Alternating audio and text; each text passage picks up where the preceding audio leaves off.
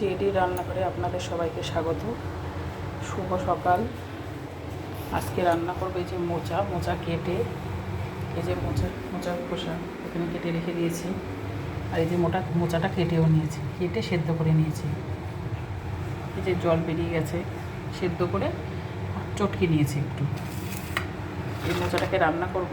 এই যে আলু কুচি করে রেখেছি, ঠিক এরকম ছোটো ছোটো করে আলু কুচি করে নিতে হবে। আজকে যেহেতু আমিষ রান্না করব, এই জন্য এই যে পেঁয়াজ কুচি, এই যে রসুন কুচি, আর এই যে আদা আর জিরে আর শুকনো লঙ্কা বাটা, আর এর মধ্যে দিয়ে দেবো একটু বাদাম। কড়াইয়ে তেল বসিয়ে দিয়েছি, তেলটা গরম হয়েও গেছে। এবার আলুগুলোকে ভেজে নেব।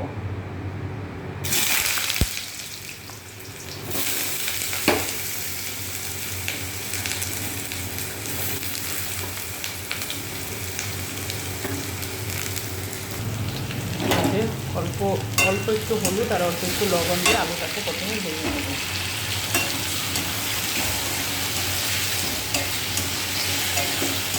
আলুটাকে ভেজে আলুটাকে তুলে রেখে মশলাটাকে কষিয়ে নেব। আলুটা ভাজা করতে থাকি।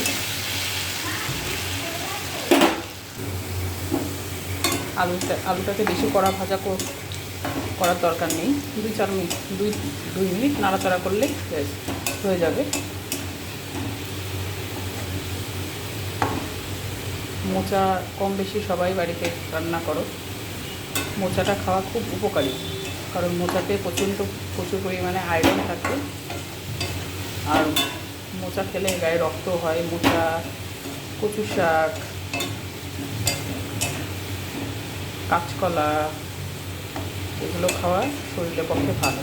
এই জন্য আজকে যেহেতু আমি মোচাটা রান্না করছি, এই জন্য ভাবলাম চলো তোমাদের সঙ্গে শেয়ার করি রান্নাটা। আলুটা ভাজা হয়ে গেছে, এবার তুলে নেব। এবার এই যে এই তেলের মধ্যেই আমি কেটে রাখা পেঁয়াজটা আগে দিয়ে দেবো। এই যে কেটে রাখা পেঁয়াজটা দিয়ে দেবো। পেঁয়াজটা ভাজা হয়ে এলে তারপরে আদা আর শুকনো লঙ্কা জিরে বাটাটা দিয়ে দেবো।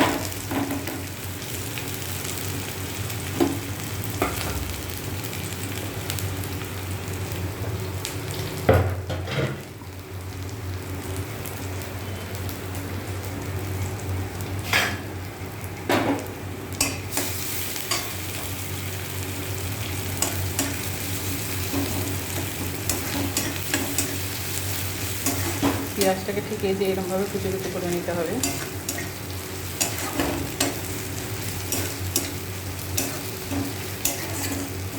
যেহেতু মশলাটাকে আমি ছোটো ছোটো করে কেটে হাতে মেখে নিয়েছি সেদ্ধ করে, এই জন্য পেঁয়াজটা যদি বড় বড় করে কাটি দেখতেও বাজে লাগবে। এই জন্য ছোটো ছোটো করে কুচি করে কেটে নিতে হবে।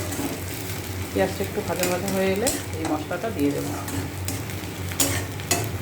এটা আপনারা নিরামিষও করে খেতে পারেন।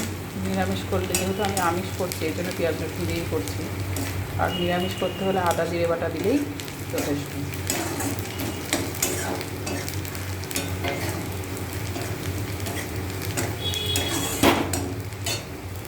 পেঁয়াজটা ভাজা হয়ে এসে এবার এই মশলাটা দিয়ে দেবো।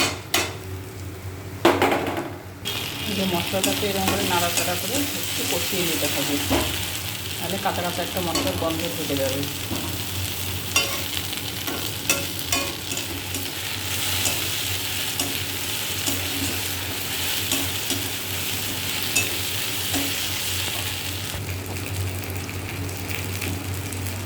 এখানে আমি পরিমাণ মতো লবণ দেব।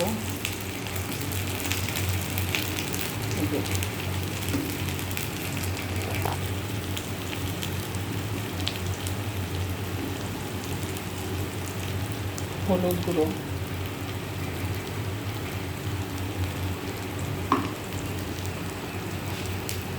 ভাজা মশলার একটা গন্ধ বেরিয়ে গেছে।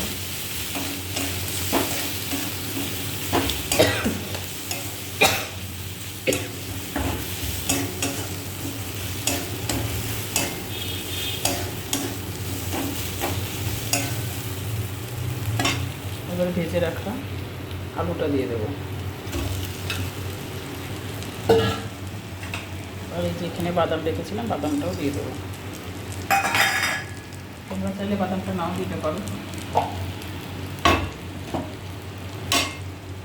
আমি একটু স্বাদটা ভালো লাগার জন্য বাদামটা দিয়েছি। এখানে ডালের বড়া করে সেই ডালের বড়াটাও দেওয়া যেতে পারে, ভালো লাগবে। যদি যখন নিরামিষ করবে তখন ডালের বড়া দিয়ে করলে ভালো লাগবে বেশ।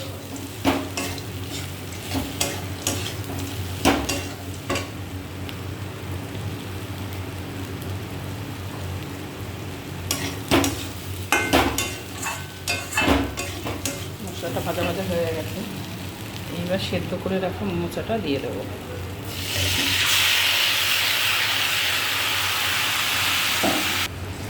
এক হাতে জিরে করতে পারবো না বলে এই জন্য আগে মশলাটাকে মোচার সঙ্গে ভালো করে মিশিয়ে নিয়ে তারপরে তোমাদের দেখাতে এলাম। খুব সুন্দর একটা গন্ধ বেরোচ্ছে, মোচার গন্ধ। এবার এই যে দেখো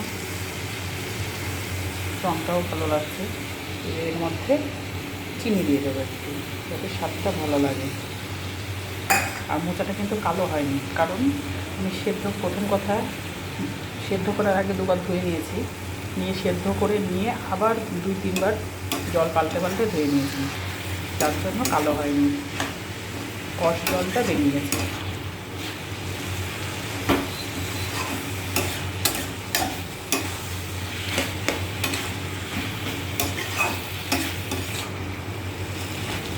জলটা পাল্টে পাল্টে ধুয়ে নিলে এরকম পরিষ্কারই হবে, কালো হবে না।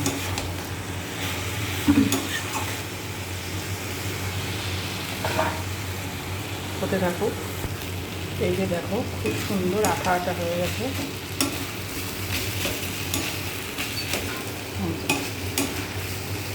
এরকম নাড়াচাড়া করতে করতে হয়ে এসছে প্রায়, আর একটু হলে নামিয়ে নেব।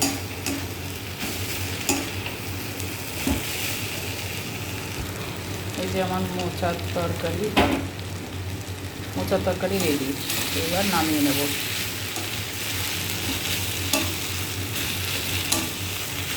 এই যে দেখো খুব সুন্দর মাখা মাখা হয়ে গেছে।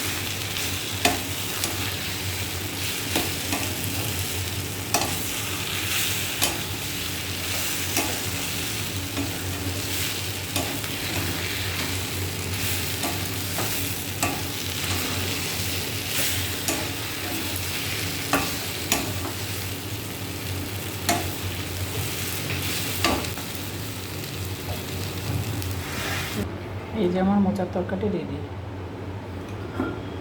বাটিটা খুব বড় হয়ে গেছে, মোচাটা অল্প হয়ে গেছে তরকারিটা।